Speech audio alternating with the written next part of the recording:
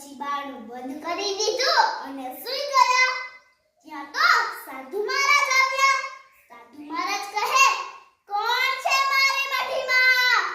તો સસલાભાઈ તો રોબથી બોલ્યા, સસરાણા સકડિયા, ડાબે પગે ડામ, ભાગ સાધુ, નહીતર તારી ટંબડી તોડી નાખું. સાધુ મહારાજ તો ડરી ગયા. ગામમાં જોઈ અને પટેલને બધી વાત કરી અને પટેલને બોલાવ્યા. પટેલ કહે, કોણ છે સાધુની મઠીમાં? તો સસલાભાઈ તો પાછા રોબથી બોલ્યા, સસરાણા સકડિયા, ડાબે પગે ડામ, ભાગ પટેલ, નહીતર તારી પટલે તોડી નાખું.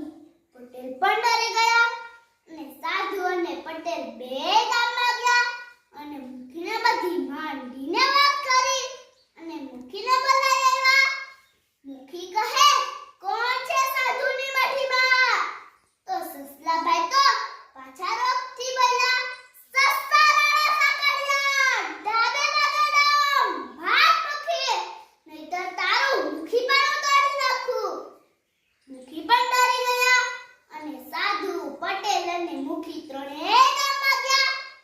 થોડીક વાર થઈ સસલાભાઈએ ધીમેથી બારણું ખોલીને જોયું તો કોઈ હતું નહીં.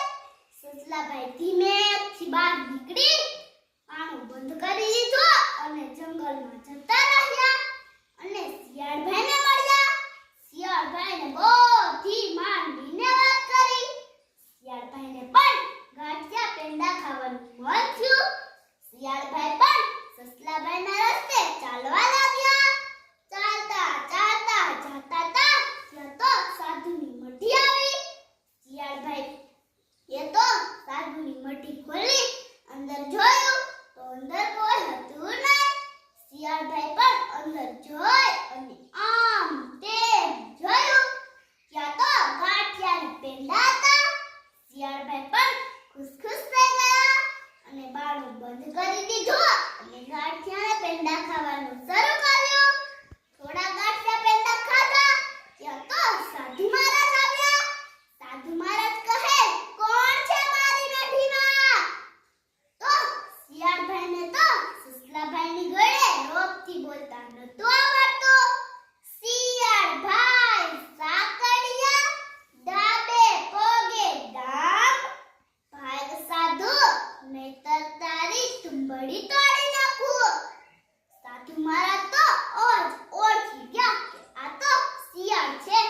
પછી બારણું ખોલી શિયાળભાઈને બહાર કાઢી ખૂબ મેથી પાક આપ્યો. શિયાળભાઈને તો ગાંઠિયા પેંડા ઠીક મળ્યા પણ માર જાજો મળ્યો. પછી શિયાળભાઈ તો